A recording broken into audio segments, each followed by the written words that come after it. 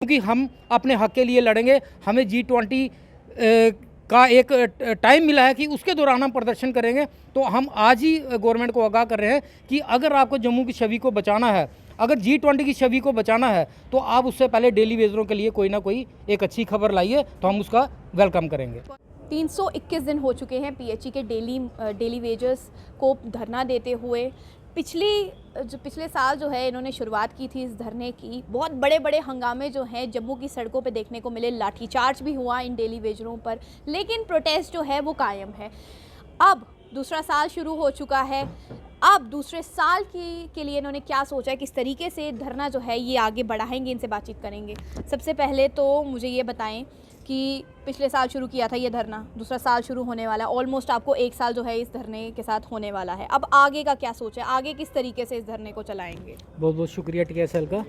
जहाँ तक धरने मुजाहरे की बात है, तो मैं आपके मीडिया के माध्यम से बताना चाहता हूँ कि ये हमारी जो जद्दोजहद है, हमारे जो डेली वेजरों मुलाजमों की, ये आज से नहीं चल रही है। हमें 15-20 साल हो गए इस जद्दोजहद को चलाते हुए। मतलब टाइम टू टाइम हम प्रदर्शन करते रहे अपनी डिमांड्स को लेकर।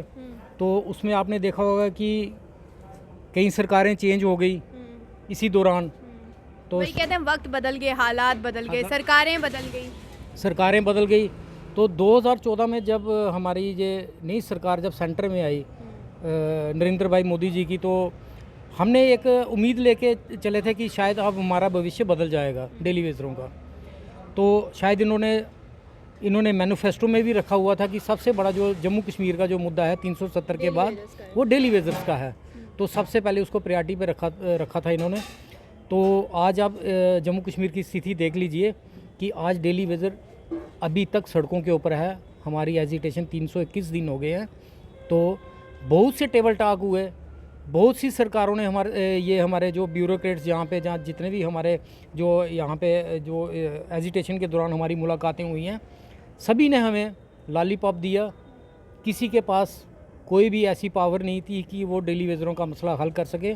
टेबल टॉक्स का क्या रिजल्ट है? टेबल टॉक्स आपके सामने ही हमारी रविंदर रैना जी, हमारे जो प्रधान हैं अपने BJP के, तो उन्होंने एक कमेटी गठित की थी। आपने देखा होगा कि वो कमेटी हमारे PHE डिपार्टमेंट की नहीं थी और अदर डिपार्टमेंट की भी थी, जिसका रिजल्ट रहबरे खेल की थी, रहबरे जंगलात सब की थी। उसका क्या रिजल्ट निकला।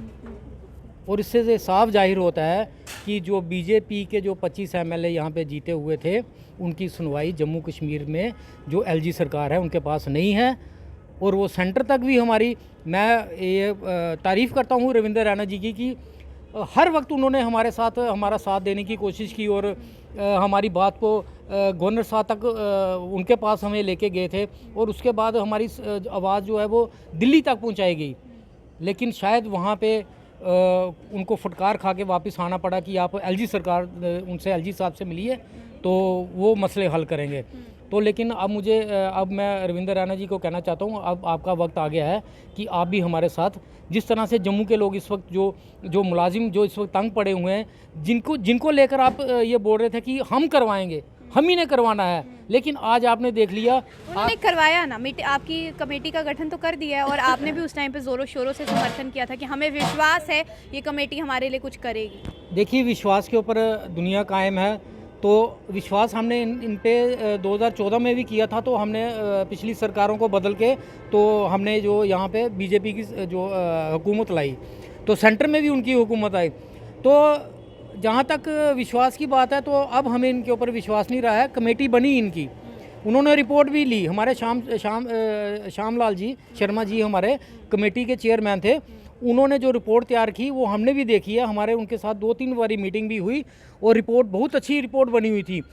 उन्होंने भी एक चीज़ बोली कि हमारे साथ एक बार चीफ सेक्रेटरी साहब की बात हो जाए, जो अरुण मेहता जी है, जहाँ गवर्नर साहब के साथ बात हो जाए, तो हम उनको क्लियर करेंगे कि ये डेली वेजर बैकडोर एंट्रीज हैं कि जायज़ हैं।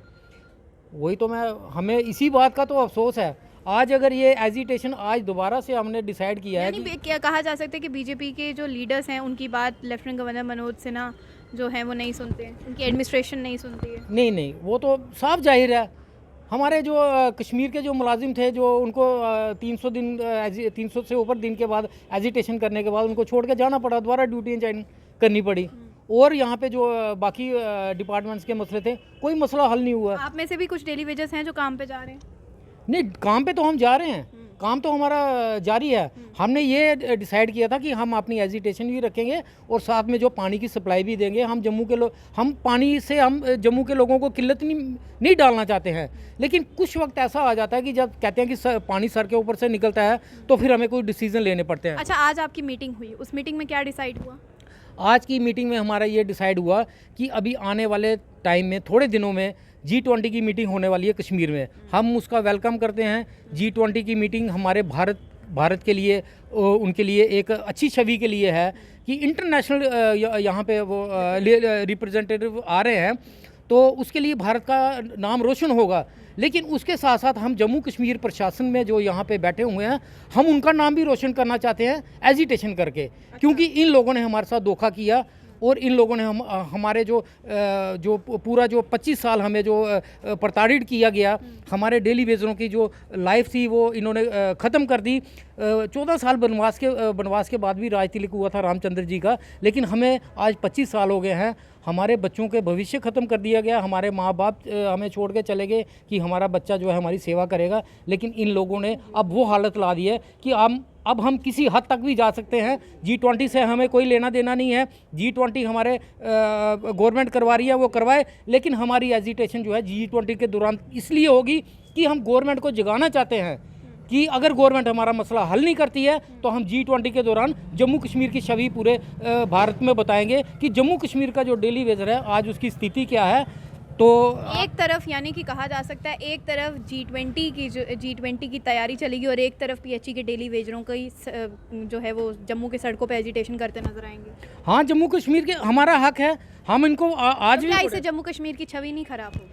जम्मू कश्मीर की छवि तो पहले भी इन लोगों ने ख़राब की है। आज आप बता दीजिए कि जम्मू कश्मीर का कौन सा ऐसा जो जम्मू कश्मीर के लोग हैं, आप देख लीजिए कि स्मार्ट सिटी के नाम पे यहाँ पे करोड़ों रुपए खर्चे जा रहे हैं, लेकिन आप देख लीजिए कि डेली वेजर 22,000 डेली वेजर जो हमारा यहाँ पे PHE डिपार्टमेंट का जो जम्मू प्रोविंस का है और 10,000 वहाँ का लगा लो, 60,000 टोटल लगा लो आप पूरे ऑल डिपार्टमेंट में, उनकी स्थिति मुझे ये बताइए क्या है। हम क्या करेंगे इनकी स्मार्ट सड़कों को, हम क्या करेंगे वो टनल्स को, हम क्या करेंगे फ्लाईओवर्स को। हमारे बच्चे जो हैं, हम 9,000 रुपये में अपना पालन पोषण करेंगे या उन बच्चों को इन टनल्स में सैर करके लेके, हमारे पास गाड़ी नहीं होगी, हम बच्चों को कैसे ये टनल्स दिखाएंगे? ये स्मार्ट सड़कें उनके लिए क्या है, हमारे लिए वो तो ज़ीरो है। अच्छा, आप कहीं ना कहीं डेली वेजेस की उम्मीद कर रहे हैं कि G20 से पहले ही आपके लिए कोई फैसला आ जाना चाहिए बड़ा? देखिए, मैं वही, हमारा एक मेन मकसद यही है कि सरकार को जगाने के लिए हमारे पास जो भी हथकंडे हैं हम अपनाते हैं। हमने इनको पहले भी बोला था, अभी नहीं तो कभी नहीं, हमारी जो लड़ाई है ये निरंतर जारी रहेगी। ये लोग सोच रहे हैं कि ये जो मुलाजिम है PHE के, अभी ये शांत होकर बैठ गए हैं, पानी की सप्लाई चल रही है, सब कुछ चल रहा है, लेकिन हम शांत होकर नहीं बैठे हैं, हम वक्त देख रहे हैं। इन लोगों ने वक्त का इंतजार, हाँ, हम सही वक्त का इंतज़ार कर रहे हैं। अब हमें मौका मिला है, G20 की मीटिंग कश्मीर में होगी और जम्मू में हमारा प्रदर्शन होगा। वो होगा हमारे हक के लिए, हमारे बच्चों के लिए, हमारे बच्चों के भविष्य के लिए, और हमारे डेमोक्रेसी में हमारा एक फंडामेंटल राइट बनता है। अपने राइट के लिए हमें, हमारे कॉन्स्टिट्यूशन में लिखा हुआ, हम अपनी लड़ाई लड़ सकते हैं, हमें उसके लिए कोई नहीं रोक सकता। वो सरकार ने देखना है कि आपने जम्मू कश्मीर की छवि को ऊपर लाना है, कि जम्मू कश्मीर की छवि को धूमिल करना है, उसके लिए ये LG सरकार प्रशासन जो है ये जिम्मेवार होगी, क्योंकि हम अपने हक के लिए लड़ेंगे। हमें G20 का एक टाइम मिला है कि उसके दौरान हम प्रदर्शन करेंगे। तो हम आज ही गवर्नमेंट को आगाह कर रहे हैं कि अगर आपको जम्मू की छवि को बचाना है, अगर G20 की छवि को बचाना है, तो आप उससे पहले डेली वेजरों के लिए कोई ना कोई एक अच्छी खबर लाइए, तो हम उसका वेलकम करेंगे। बहुत बहुत शुक्रिया। तो आपने सुन लिया कि ये हैं PHE के डेली वेजर्स, जिनका ये कहना है कि एक तरफ G20 की तैयारियां चलेंगी और दूसरी तरफ जम्मू की सड़कों पर ये PHE के डेली वेजर्स प्रदर्शन करते हुए नजर आएंगे। इससे पहले भी इन्होंने सिविल सेक्रेटरीट का घेराव किया हुआ है, बहुत बड़े बड़े लेवल के जो प्रोटेस्ट हैं इन्होंने किए हैं, लाठी चार्ज इन पर हुआ है, महिलाओं पर लाठी चार्ज हुआ है, लेकिन ये लोग थमे नहीं। अब G20 की बारी है, इन्होंने सोच लिया हुआ है कि अगर LG गवर्नमेंट इनका कोई फैसला नहीं करती, इनके हक के बारे में कुछ नहीं सोचती, तो ये भी जम्मू कश्मीर की छवि के बारे में और उन बड़े बड़े लीडरों के बारे में बिल्कुल नहीं सोचेंगे।